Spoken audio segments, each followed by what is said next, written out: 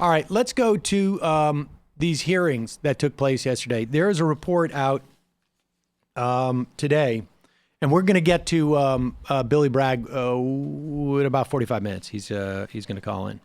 The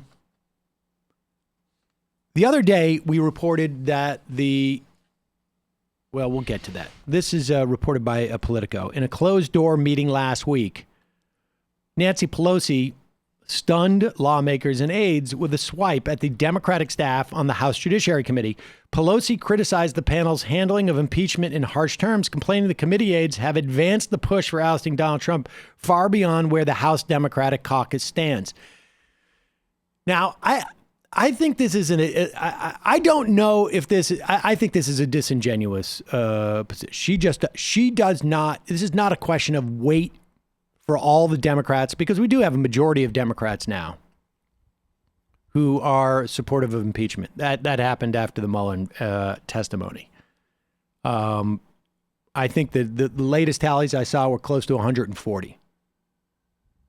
So well over 50%, closer to 60%, maybe more. And this is without any effort by the Democrats to make a cogent, compelling case on how you impeach Donald Trump.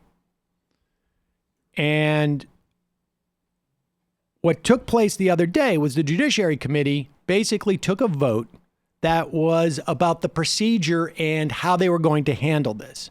And this is really important because the Lewandowski hearing yesterday was basically a train wreck as the members of the Judiciary Committee questioned him. They get 5 minutes each. It's completely disjointed. They don't seem to be on any type of page. I mean, and everybody's probably got their own ego. So the idea of like sitting everybody down and saying like, hey, Betty, you'll ask this question. Bill, you'll follow up by asking that question. I mean, it's just they for whatever reason, they can't do that. But in the resolution that they passed the other day, when they talked about procedures in investigation and how they would handle the investigation, one of the things that they voted as a rule of the committee is to allow staff lawyers to question. And I think they're going to get a little more savvy about this when when these things start to become public, because they didn't allow the staff lawyer to question until the end of all the other questions by the Democratic congresspeople. And I guess presumably Republican ones, to the extent that there were any there. And this was the most compelling testimony because you've got a professional lawyer who is, in this instance, a defense attorney. Guy's name is Berke. And this was a very effective. I mean, there was a couple other points where, people made some broad points. But the question here is that is about obstruction. And it's about Corey Lewandowski's receiving from President Trump instructions to tell Jeff Sessions to give a speech saying that Donald Trump is completely innocent of everything. Here's a speech idea. The truth, in other words. That's what we call that it. He was going to retake control of the Mueller probe. You'll remember Jeff Sessions had recused himself because of conflicts. He was going to take control of the Mueller probe. He was going to limit Mueller only to investigating meddling for future elections. God, right? This clean slate. So like 2016, let's not go backwards. Let's go forwards. Let's move forwards. So in other words, he was going to pre-investigate any type of problems that would happen in the 2020 election. What? Now, look ahead. Corey Lewandowski Corey Lewandowski at this time was not an employee of the White House. Corey Lewandowski was a former campaign manager looking to be brought into the White House. So the president asked him to do this. And much of this is in the Mueller investigation. But it is there without any conclusions as to whether it was obstruction. The fact pattern is there. The conclusions are not, because Robert Mueller, for whatever reason, thought that Congress would be picking this ball up. And that's what they're doing now. And so the nature of the questions he's asking Lewandowski are, why didn't you follow through? If you thought that what the president was asking you was perfectly legal, why didn't you follow through? Because what they're trying to establish is that Corey Lewandowski knew that if he did this, that he would get wrapped up in obstruction of justice. And so here's Lewandowski basically trying to sort of dodge and weave, but it's almost impossible. He's going to try and say, like, I'm not going to tell you about any conversations I had. And so what the lawyer is now doing is like going sort of sideways around it. You don't have to tell me about any conversations you had, but I see shadows of those conversations. Now you can comment on the shadows. Good. Questions are not from me. Let me ask you this, sir. Prior to the Mueller report being published in redacted form, did you ever misrepresent what you did on behalf of the president?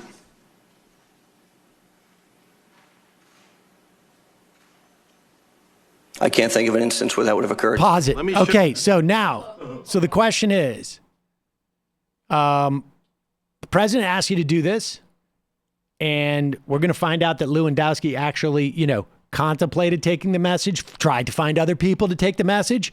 And so the lawyer's asking, like, did you ever misrepresent what you did prior to your sit down with Mueller people? For the president?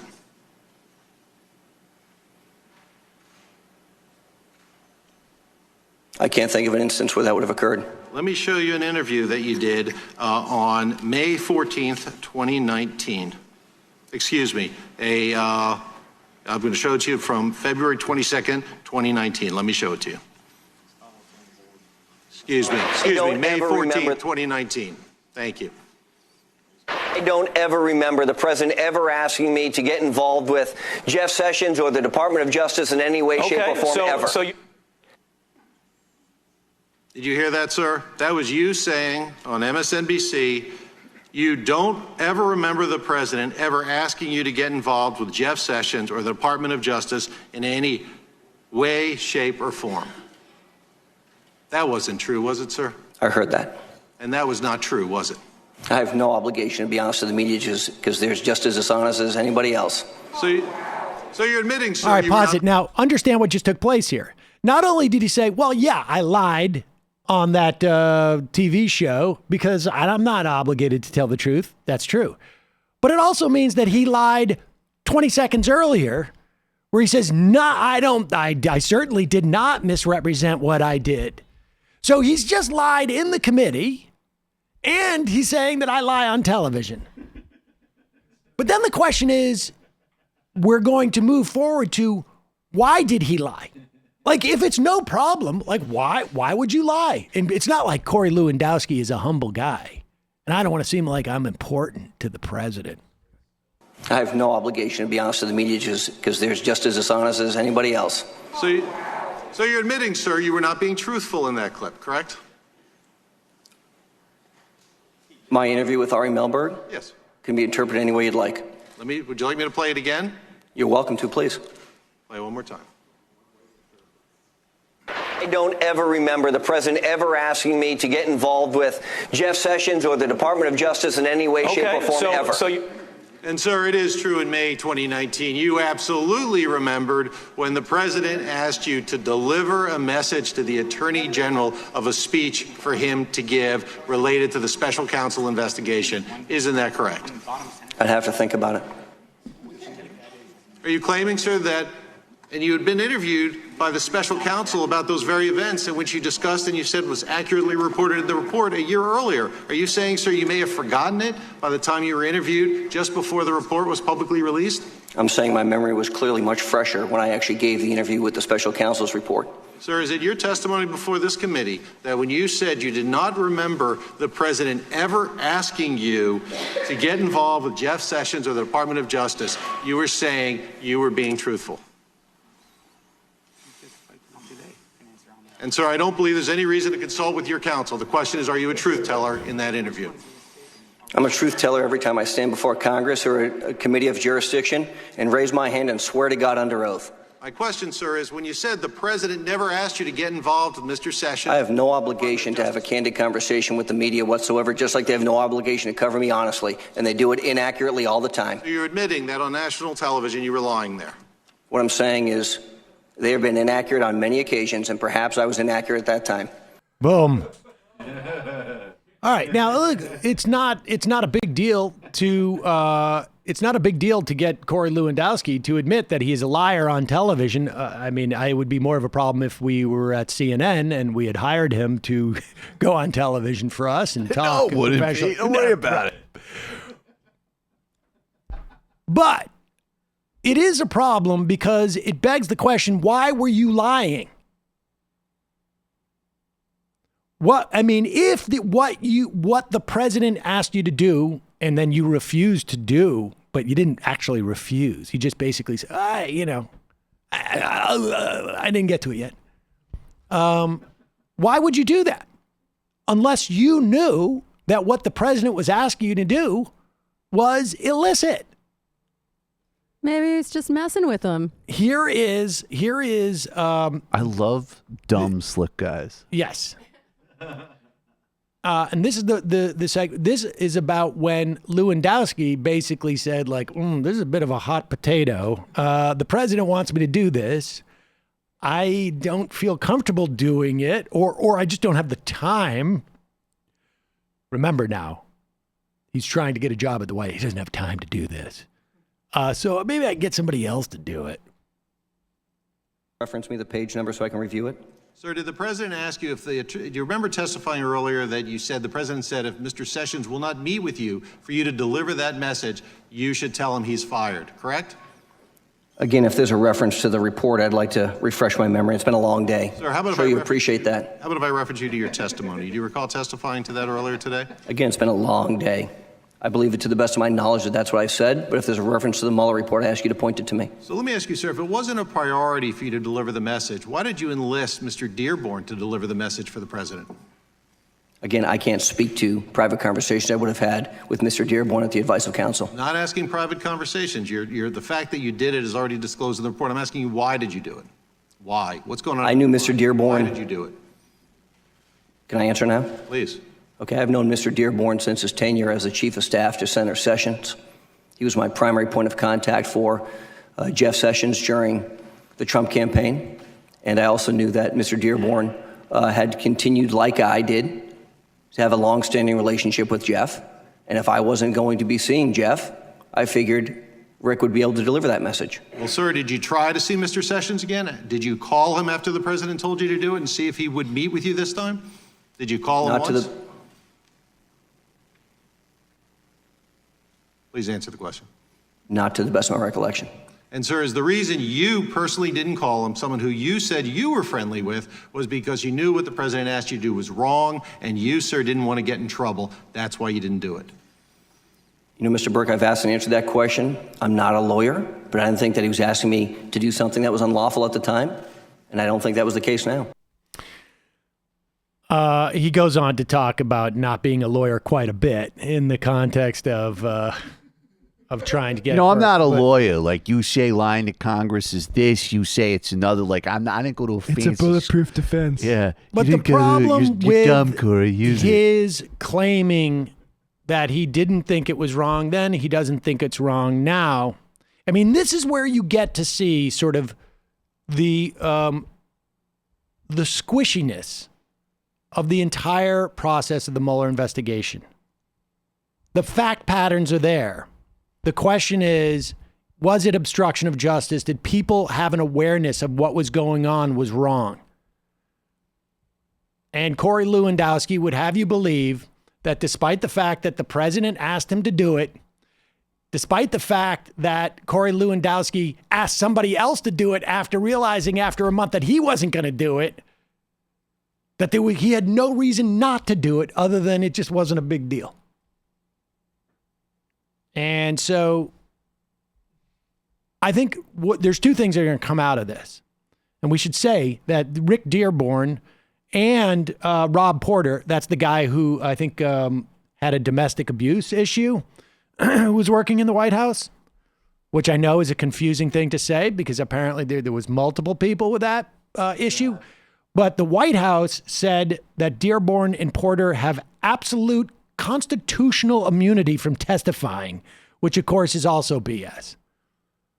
And at one point, the committee has got to start to exercise some actual punitive actions when people don't show up. Lewandowski couldn't pull it off because he didn't work for the president. So the idea of executive immunity is absurd. But the executive immunity is absurd in the first place, across the board. So the other big thing I hope that comes from this is that Nadler realizes I put the lawyer first. I put the lawyer first so that the staff for all the Congress people can find out where the nugget is.